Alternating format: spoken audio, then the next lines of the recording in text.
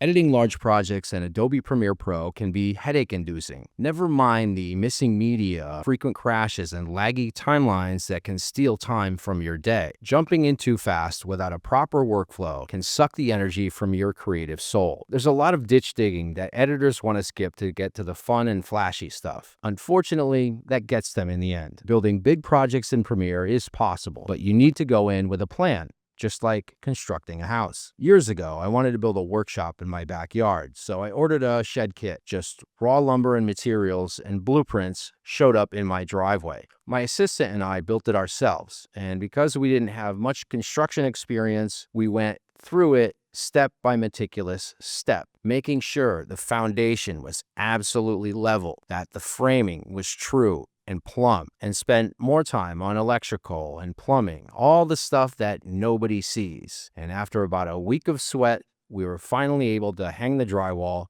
and give it a coat of paint. A lot of editors want to get to the trim and the paint, the LUTs, the sound effects, and the graphics before taking the time to properly lay the foundation and put up the framework for their cut. You might get away with it on smaller edits, but on bigger jobs, it's the stuff that you don't see that matters more. So I'm going to show you how to avoid the chaos and build a bulletproof workflow for any size project based on years of real-world experience, cutting shows for broadcast, feature films, hundreds of corporate videos, not to mention my own big, messy hero YouTube videos for my travel channel. As an example, I'm going to take you inside the project for a reality TV series I'm currently finishing and show you how we went from raw media to ready for delivery. Okay, we're inside the project for That Girl Lola Season 1, a 3-episode reality series. In my sequences bin, I've got sequences for the 3 finished cuts, episode 101, 102, and 103.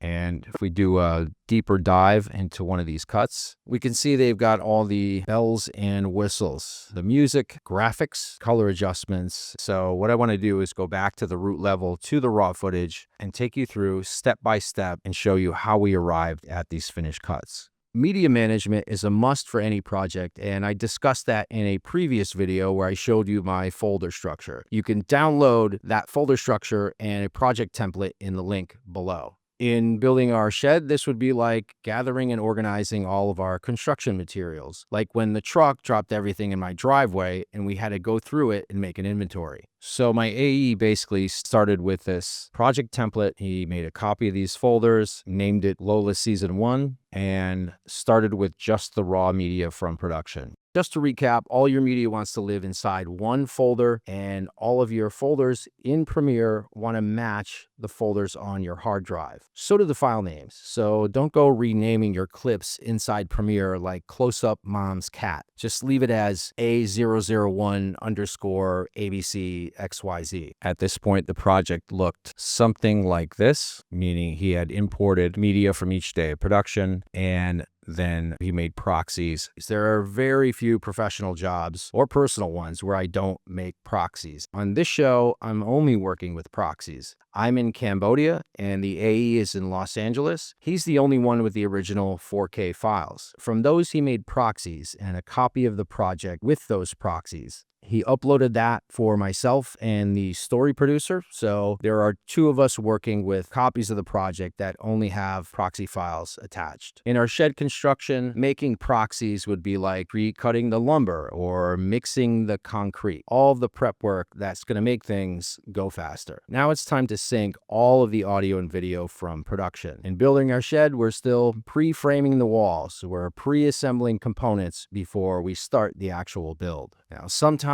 the camera and sound are jam synced with timecode, but in Premiere, you could always just batch sync with the multicam tool and select audio to use the waveforms to sync everything, which is what we did here. This is the kind of ditch digging that editors do not like to do. On bigger TV shows you get hired on, you never have to worry about this stuff, not fun, but necessary. Now we're going to create string outs. On this TV show, we strung everything out by day of production. 5 days of production, we have one for each day. 2 camera angles, all the sound, all the B-roll, all the appropriate labels. All these multicam sunk sequences will get dropped into string outs. This can be quite a task, and I'm sure it took the AE quite a while to go through every day of production and to create these string out sequences. Using the shed building analogy, this is like our pile of lumber. These sequences will remain the same. We won't edit them throughout the course of this project. They'll always be there like a lumber pile for us to pull materials from. At this point in the process on the show, it's still out of my hands. I've only downloaded the project and scrubbed through the footage. Right now, the story producer has it, and he's going to make a story string out or a story cut. On this show, that is the foundation of our house. We will build on top of it. This is just a cut for me. It's ugly and it's messy. It's got big black holes. It's got slates where he thinks I should add a montage or do a time of day change. It's got suggestions where he's just kind of throwing shit against the wall for me. Story cuts will have a lot of this stuff. And in lieu of our show open or any graphics that we've done yet, we'll just kind of slug that in here. A lot of slates in a story cut. But at this point, he and I will come to an agreement on this cut that it is a solid foundation, good enough that we can get from here to a rough cut.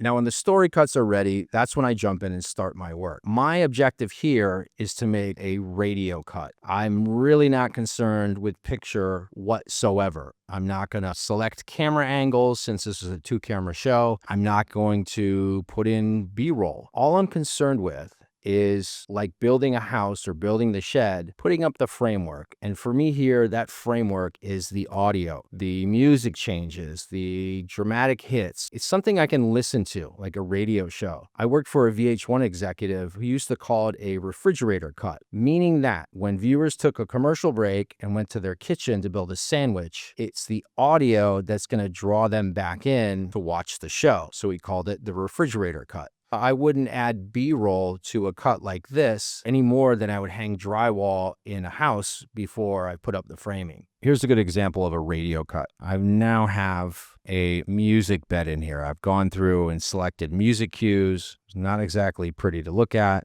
It'll kind of sound like a TV show if you closed your eyes and didn't look at the visual mess that it still is. When I move on to the rough cut, I'm really on this show trying to make something for the executive producers to look at. At this point, the foundation is level, the frame is solid, the plumbing and electrical have been tested. So at this rough cut stage, we're hanging drywall. The story producer and I agree that the cut is working, so he's got buy-in. It gives me confidence that I can go off and spend time building a solid rough cut, find better reaction shots, better B-roll shots, better sound ups, better moments. I'll lay into the emotional hits harder now that I know that they're working a bit. And once I do have a solid radio cut, it's obvious where the B-roll goes. The music has laid it out for me. It's almost like painting by the numbers, since the music is the template that you cut to. I could see from the end of the timeline, there's some material that we're still kind of hanging on to. These shows get cut to just over 17 minutes, and we've got about 21 minutes here. There are no end credits. The rough cut is starting to take shape. At this fine cut stage, this is where you get on your painter smock. You take out your caulking gun, your finish nails, all the details. And in most cases, changes on a fine cut will be driven by notes from executive producers, from the client. But this is also your opportunity to cover over all your little mistakes in construction, cover up all the screws that are sticking out, fill in the chipped paint, audio pops, Frankenbites not quite working yet, reframe shots to maybe push in on some static things. With this particular show, we were waiting on pickup bites, an additional day of production that the story producer and I wrote new interview bites for. And in these fine cuts, we're still like dropping those in. We're still shuffling scenes from one episode to the next and trying to lock things in. Beyond the fine cut, there are technical things like online edits. There's, of course, color and graphics. I'll be covering some of those things in future videos. Coming up next, I'll get more into the mechanics of the construction process for me itself, what tools I use inside Premiere, and how I lay out my workspace. When I first started editing, I was using razor blades and tape on Super 8 film stock, so I still kind of like to keep it old school. Years later, my assistant and I would beam with pride looking at that workshop, not because of a new coat of paint or anything visible, because we knew it was a solid structure underneath. That's how I'd like you to feel about your cuts, that they work, not because of all the bells and whistles, but because you built them from the ground up on a solid framework. And you could do it again. Drop your comments down below about anything you'd like to see in particular. And if you found the video helpful, please hit the like and subscribe buttons. And don't forget, you could download my folders and project template in the link below. I'll see you in the next one.